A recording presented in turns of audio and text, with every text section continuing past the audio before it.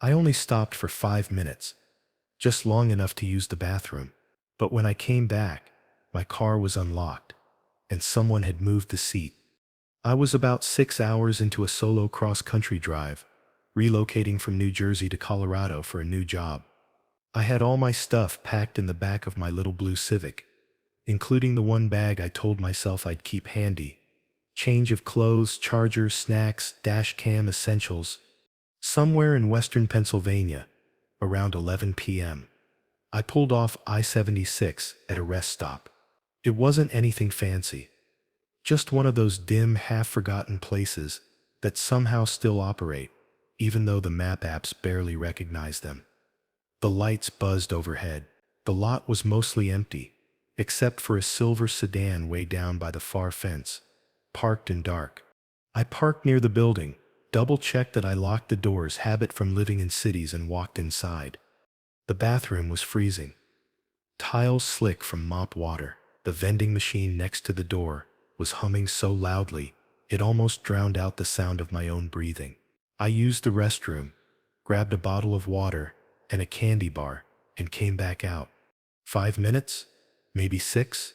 Tops? As soon as I reached my car, I noticed the driver's side window looked off, a little fogged up, like someone had breathed on the glass. When I opened the door, the seat was pushed all the way back. I stopped, stared. I'm not tall. I never moved the seat like that. I remember adjusting it just the night before. For a second, I wondered if I was misremembering, but then I saw the lock. It was disengaged. I froze with my hand still on the door. That was not how I'd left it. And worse, my duffel bag, the one I had zipped and shoved under the front passenger seat, was sticking halfway out now, unzipped.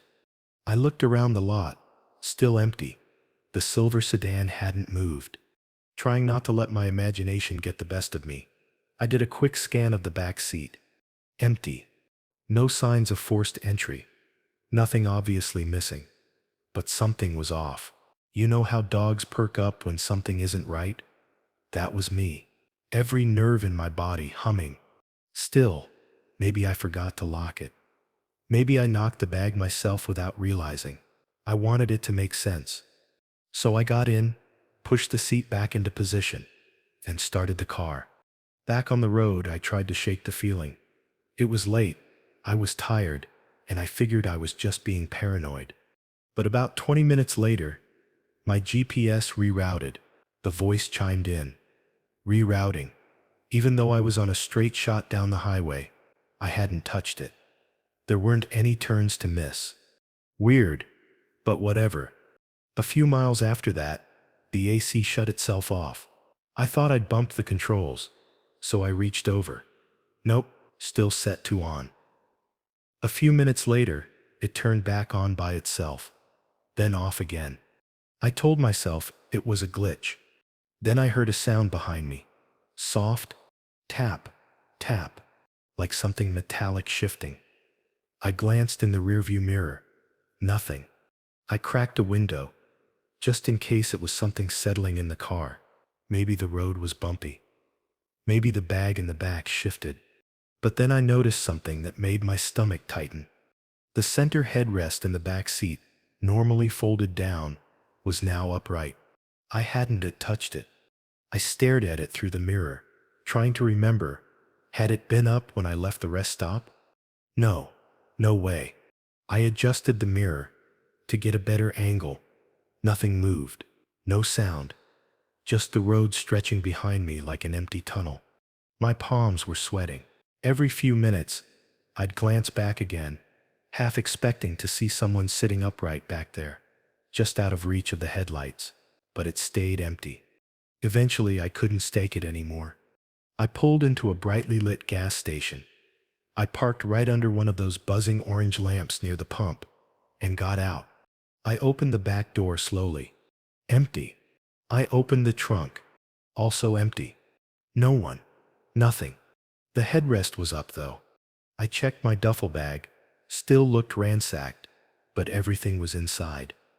Except the small zipper pocket I always kept my backup keys in was unzipped. Keys were still there, but I never leave that pocket open. That sips when I remembered the dash cam. It was still rolling. I'd left it on loop mode, so it should have caught everything while I was inside the rest stop. I popped out the SD card and loaded it into my laptop.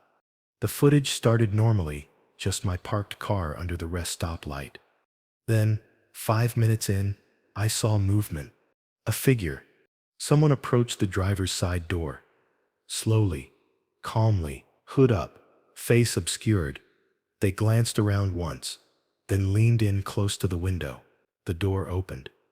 I watched, horrified, as they climbed in, calm, deliberate, and crouched down behind the seats. Then the screen glitched. It cut to static, then froze on the last frame. The back seat, the headrest slowly lifting into view. I stared at the screen for a long time. I never saw them leave. No open door. No figure walking away. I drove the rest of the night, with every light on inside the car, stopping only where other people were. Cities. Lit truck stops. That video, I still have it. I've shown it to a couple of friends. Some say it must have been a prank. Others say, I hallucinated the whole thing. Sleep deprivation, nerves, stress, maybe, but I know what I saw. And ever since that night, whenever I stop somewhere late at night, I check the locks 3 times, I check the back seat twice, and I never leave the dash cam off. Because whoever got in my car that night never officially got out.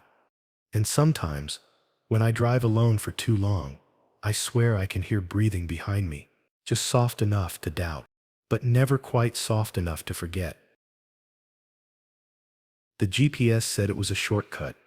We thought we'd save 20 minutes, but the road led us somewhere no one should have been. It was a Friday in July, one of those blazing hot, window down kind of days. Me, Melik, and Jody were road tripping from Columbus down to Nashville for this music festival we'd been planning for months. We'd loaded up Jody's Jeep with snacks, sunscreen, a busted Bluetooth speaker, and way too many Red Bulls. We left a little late, like we always did. And by the time we hit southern Ohio, we were about an hour behind schedule. Traffic had been crawling, mostly from some construction bottlenecking near a 2-lane bridge. That's when the GPS chimed in with its usual overly chipper voice and suggested a detour, some county road that curved south and rejoined the interstate 30 miles later. Looks faster, Malik said from the passenger seat, tapping the screen. I didn't even think about it. I just clicked accept. At first it was fine, kind of beautiful actually. Long stretches of field on either side, rolling green hills, old fences that looked like they'd been standing since the 1950s. There were deer grazing along the edge of the woods, and Jody, who was always posting, leaned halfway out the back window to snap a few pictures for her story. But about 10 minutes in, I noticed the bars on my phone signal dropped to 0. Dead zone. Anyone else got service? I asked. Nope, Malik replied without looking up from his phone. Totally blank. Same, Jody said, but the GPS is still working. I remember thinking that was weird, but I told myself it must have preloaded the route or something. The asphalt started getting rougher, cracked in places. Then it narrowed from 2 full lanes to a single faded strip, barely wide enough for the Jeep. The trees were thicker now, and the breeze we'd felt earlier had vanished. It was hot and weirdly still. That steps when we passed the mailbox. It was rusted and tilted at an angle, like it had been hit by a snowplow a dozen times.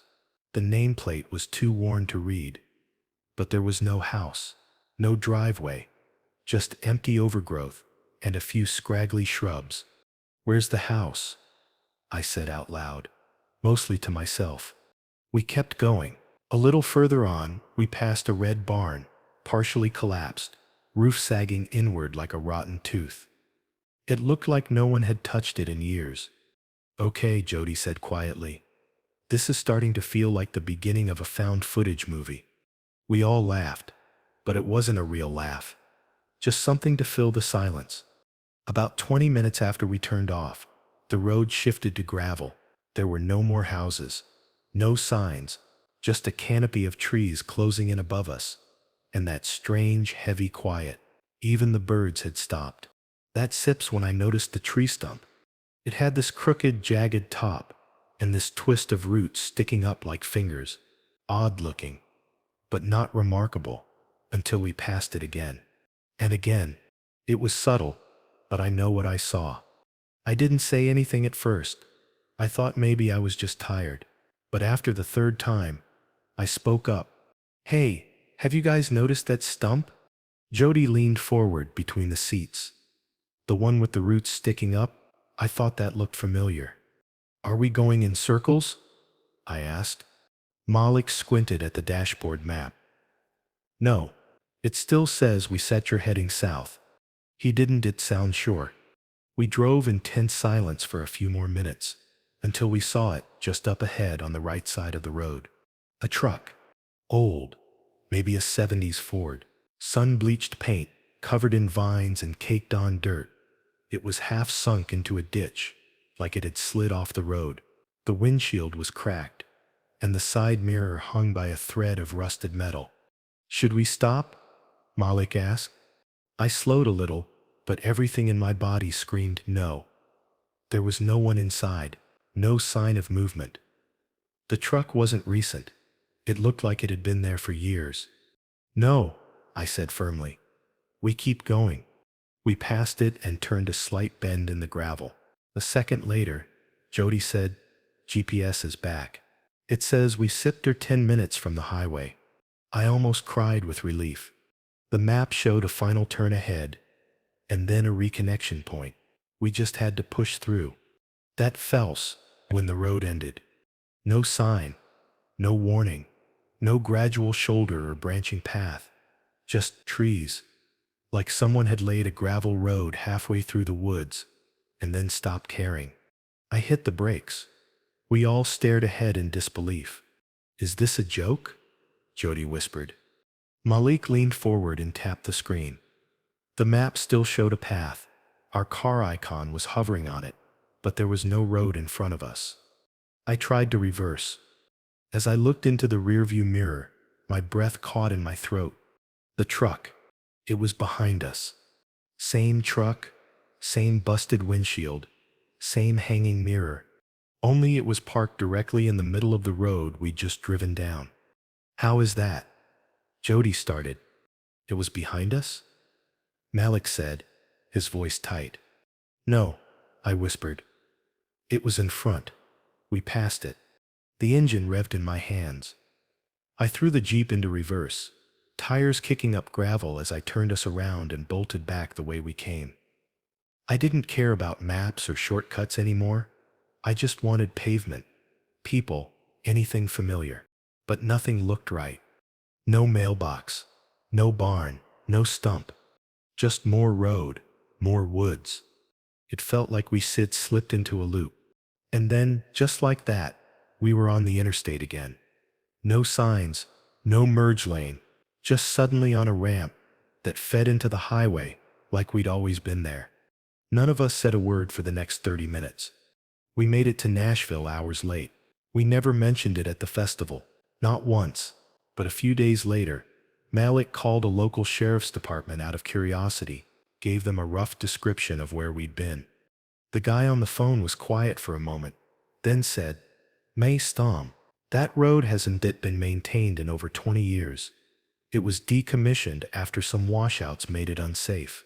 County stopped paving it back in '01. Shouldn't even be drivable."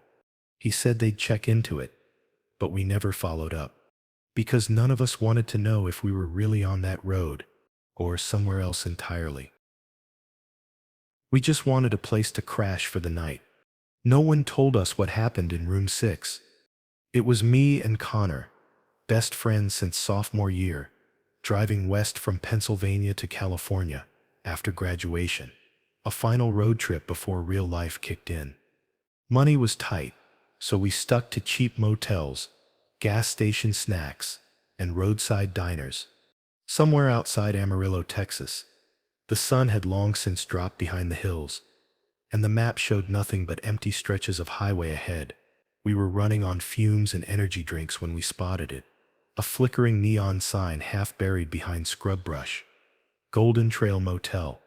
It looked functional. One of those one-story U-shaped places with mustard-colored doors and parking spots. Right in front of each room. Cheap. Quiet. Perfect. Inside the small front office, a bell sat untouched on the counter. An old man finally emerged from the back, his face sunk deep in a paperback novel. He barely looked up when I asked for a room. "You want one or two beds?" "Two," I said. He slid over a key without much ceremony. Brass tag, dull with age. It read 6. We thanked him, didn't ask questions. It was nearly midnight, and the heat was still pressing down like a weight. Room 6 was 2 doors from the end. The overhead light buzzed, casting a yellow halo across cracked pavement.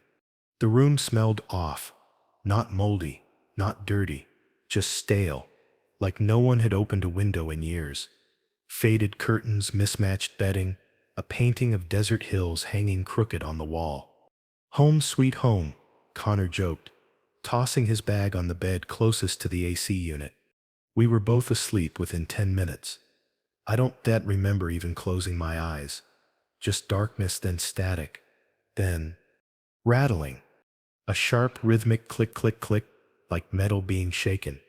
I sat bolt upright. The room was dark, except for the dim blue glow of the alarm clock. 3:07 a.m. The sound was coming from the bathroom. I squinted, trying to make it out. The door was open. I was positive. I'd closed it before going to bed. Not locked, but closed. Now it sat ajar, just enough to show a sliver of mirror. Probably the AC, I told myself. Air pressure. I got up to push it shut. It creaked slightly, groaning against the hinges. But when I looked inside, I stopped cold. The mirror. A long, jagged crack ran down the center, like it had been punched. I stared at it for a moment, trying to remember if it had been like that before. I didn't think so. Still half asleep, I chalked it up to cheap maintenance and went back to bed. The next morning, Connor looked rough. "Dude," he said, pouring cereal into a plastic motel bowl. "I had the weirdest dreams. Someone was pacing next to the bed all night. I kept waking up, but no one was there. I felt a chill crawl up my spine." I hadn't mentioned the bathroom yet. We went back inside after breakfast to grab our stuff, and I stopped dead in the doorway. There were scratches, deep, ragged scratches on the inside of the bathroom door. 4 of them, parallel, low on the doorframe, like made by fingers or nails trying to claw out. "Did you see this last night?" I asked. Connor stepped in, bent over the marks. "Nope, Jesus." The vibe had shifted. Something was wrong, and we both knew it. We decided to ask for another room, just to be safe. Back at the office, the old man was sitting at the desk again, still buried in his book. When I told him we'd like to switch, he blinked a few times like I'd pulled him out of a deep dream. "Which room you boys in?" 6, I said. He looked up, really looked at me, for the first time. "6?" he said slowly. "You sure?" I nodded. "That's what sits on the key." He furrowed his brow, opened a thick binder, flipped a few pages. "That sip's odd. Says here I gave you room 8. He held up the reservation log. Our names, scribbled in pen, were next to room 8. I showed him the key. It says 6. He took it, turned it over in his hand, like it was a museum artifact. "Haven't given this one out in a long time," he muttered. Connor and I exchanged a glance. "Something wrong with that room." The clerk paused. "Not exactly. Just, we don't use it anymore. Not since last year." "Why?" He didn't answer. Just handed the key back. We didn't wait around for more. We went back to the room, already packed and ready to go. But when we got there, the door was locked. From the inside, I knocked. Nothing. I tried the key, wouldn't turn.